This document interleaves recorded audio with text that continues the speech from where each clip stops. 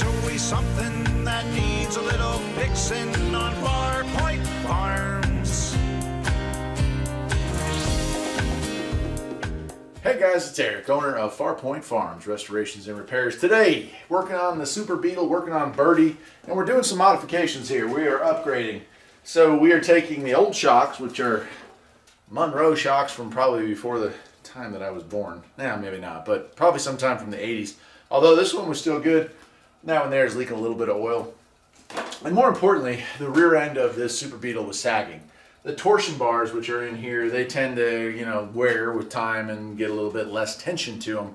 Now you can take all this stuff apart and re-index it, and that also will cure this problem, but I just go ahead and replace with coil over springs like these, and it does a great job of, it just does the job just as well. So that's what we're going to do. We're going to go ahead and take off the old one and put the new one on. You'll see that I am using an automotive lift for this, but you don't need to. In fact, this might be one of those jobs that's actually easier to do on the ground, because while the old shock is easily compressible, this new one with the spring requires tension to fit back in the hole. It's going to be under pressure.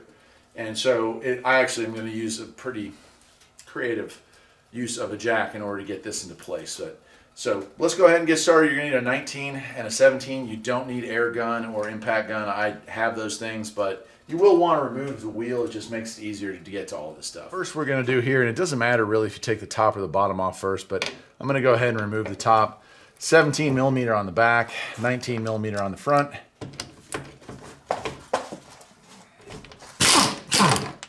And there is a lock washer there, so hang on to that. Once you've got that loose, there's a hole. Volkswagen was pretty cool about this stuff. There's a hole so I can knock this bolt right back through, and it'll go sliding out the back. I'm going to get a little pick or a little punch here and push this the rest of the way through.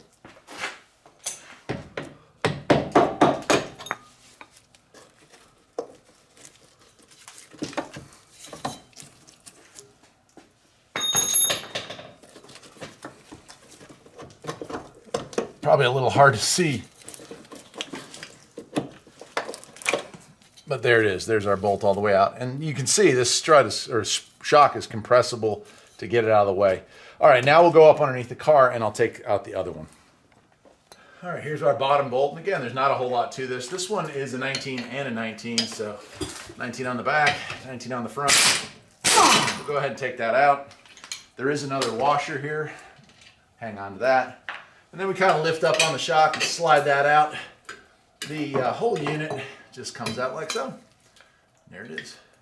Now putting the new one in, we definitely want to do the top bolt first, so that's where we'll start. Okay, so it's time to slide the new one in. We're going to go right through the old hole there, and we'll slide this kind of down into that hole, line it up on the top.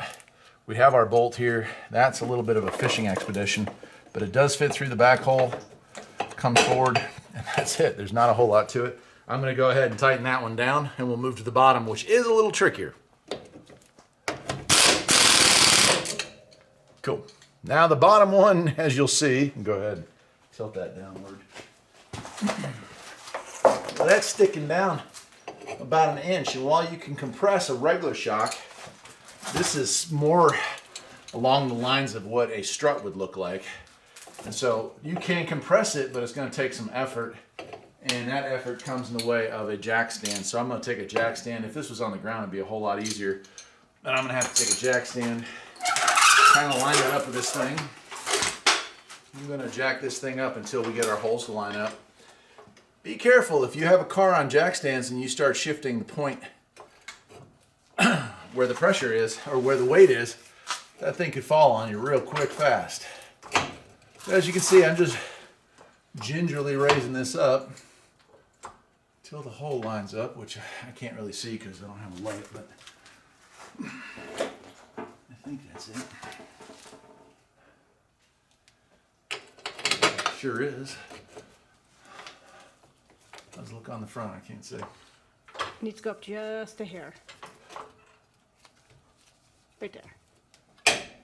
And that's it. I can lower the jack off, and that's it. So let me go ahead and tighten that bolt, and that wraps up a very short, very cool upgrade that you can do to your Beetle or Super Beetle. Pause at me like you are somebody. You ain't nobody.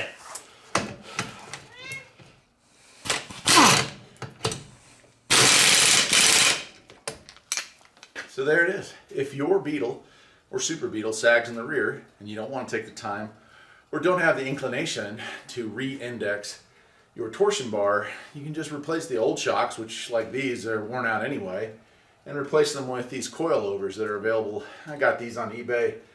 I think they were $60 or $70 with free shipping.